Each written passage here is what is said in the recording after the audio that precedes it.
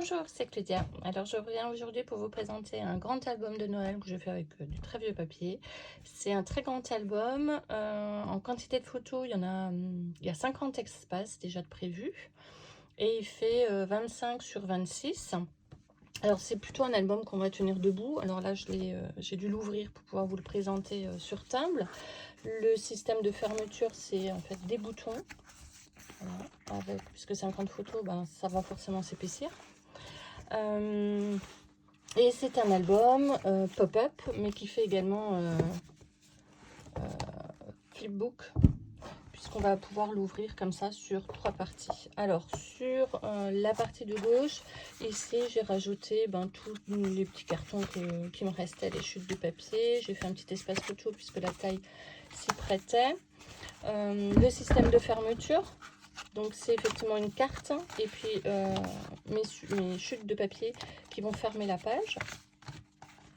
Donc ici j'ai déjà un espace photo, ici j'ai une cascade un peu décalée et puis je vais pouvoir ouvrir ma page sur un support pop-up.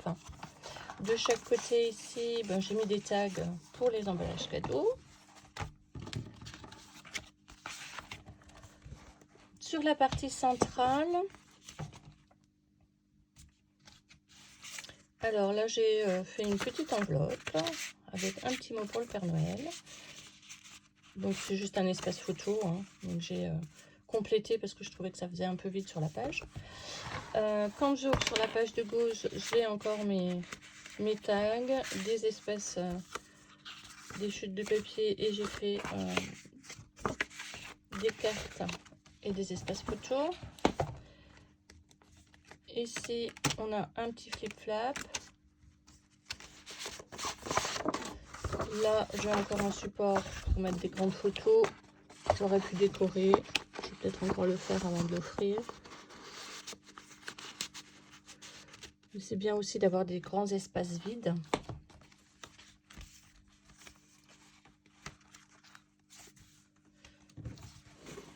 Quand on ouvre sur la gauche, on va commencer par cet espace-là.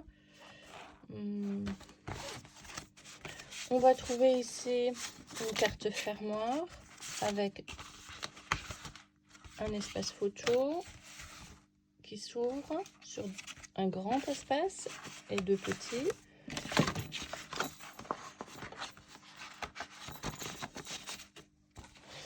Au centre, donc un système app de cordelettes. Ici, encore des tags, un petit espace photo. Là, j'ai glissé une carte. Toujours des petits espaces photo, app, et des petits espaces pour pouvoir fixer des tags. Là, sur le côté, en fait, ça regorge d'espace. Et j'ouvre vers un pop-up. Vous l'avez compris que la page du haut, qui me sert de fermoir, c'est également un espace photo.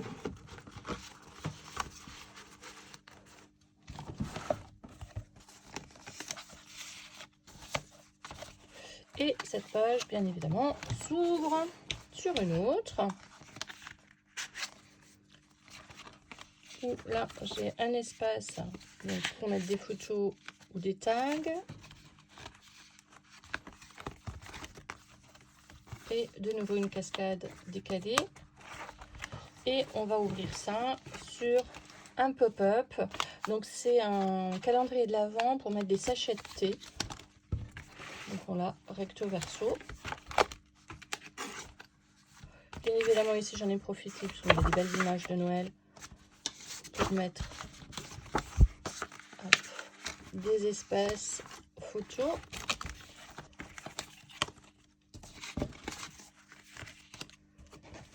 Sur la partie centrale,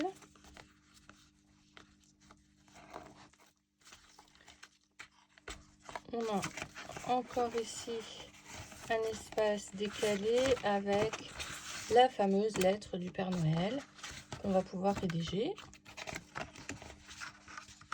et envoyer dans la petite enveloppe qu'il y a juste devant. Ici, j'ai encore un espace. Donc c'est en fait une enveloppe qui est collée. C'est le bout d'une enveloppe et j'en ai profité pour glisser une carte à l'intérieur. Et bien évidemment, ça s'ouvre encore sur un grand espace photo.